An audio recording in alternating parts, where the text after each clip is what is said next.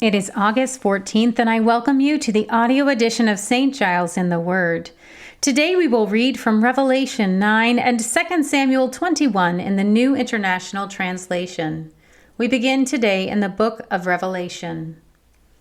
The fifth angel sounded his trumpet, and I saw a star that had fallen from the sky to the earth. The star was given the key to the shaft of the abyss. When he opened the abyss, smoke rose from it like the smoke from a gigantic furnace. The sun and sky were darkened by the smoke from the abyss. And out of the smoke, locusts came down on the earth and were given power like that of scorpions of the earth. They were told not to harm the grass of the earth or any plant or tree, but only those people who did not have the seal of God on their foreheads. They were not allowed to kill them, but only to torture them for 5 months. And the agony they suffered was like that of the sting of a scorpion when it strikes. During those days, people will seek death, but will not find it. They will long to die, but death will elude them. The locusts looked like horses prepared for battle. On their head, they wore something like crowns of gold, and their faces resembled human faces. Their hair was like women's hair, and their teeth were like lions' teeth. They had breastplates like breastplates of iron, and the sound of their wings was like the thundering of many horses and chariots rushing into battle. They had tails with stingers, like scorpions, and in their tails they had power to torment people for 5 months. They had as king over them the angel of the abyss, whose name in Hebrew is Abaddon, and in Greek is Apollyon, that is, destroyer. The first woe is past. 2 other woes are yet to come.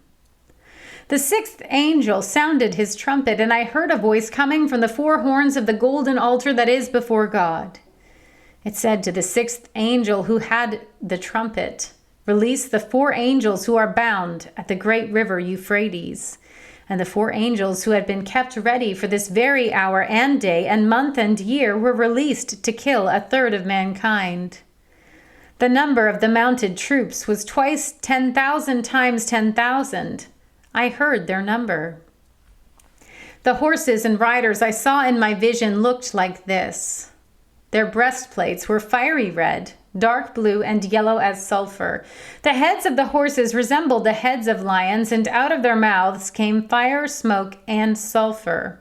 1/3 of mankind was killed by the 3 plagues of fire, smoke, and sulfur that came out of their mouths. The power of the horses was in their mouths and in their tails, for their tails were like snakes having heads, with which they inflict injury. The rest of mankind who were not killed by these plagues still did not repent of the work of their hands. They did not stop worshiping demons and idols of gold, silver, bronze, stone, and wood, idols that cannot see or hear or walk, nor did they repent of their murders, their magic arts, their sexual immorality, or their thefts. We turn now to 2 Samuel. During the reign of David, there was a famine for 3 successive years. So David sought the face of the Lord. The Lord said, "It is on account of Saul and his blood-stained house. It is because he put the Gibeonites to death." The king summoned the Gibeonites and spoke to them. Now the Gibeonites were not a part of Israel, but were survivors of the Amorites. The Israelites had sworn to spare them, but Saul in his zeal for Israel and Judah had tried to annihilate them. David asked the Gibeonites, "What shall I do for you? How shall I make atonement so that you will bless the Lord's inheritance?" The Gibeonites answered him, "We have no right to demand silver or gold from Saul or his family, nor do we have the right to put anyone in Israel to death." "What do you want me to do for you?" David asked. They answered the king, "As for the man who destroyed us and plotted against us, so that we have been decimated and have no place anywhere in Israel, let 7 of his male descendants be given to us to be killed and their bodies exposed before the Lord at Gibeah of Saul, the Lord's chosen one." So the king said, "I will give them to you." The king spared Mephibosheth, son of Jonathan, the son of Saul, because of the oath before the Lord between David and Jonathan, son of Saul. But the king took Armoni and Mephibosheth, the 2 sons of Aiah's daughter Rizpah, whom she had borne to Saul, together with the 5 sons of Saul's daughter Merab, whom she had borne to Adriel, son of Barzillai, the Maholathite. He handed them over to the Gibeonites, who killed them and exposed their bodies on a hill before the Lord. All 7 of them fell together. They were put to death during the first days of the harvest, just as the barley harvest was beginning. Rizpah, daughter of Aiah, took sackcloth and spread it out for herself on a rock. From the beginning of the harvest till the rain poured down from the heavens on the bodies, she did not let the birds touch them by day or the wild animals by night.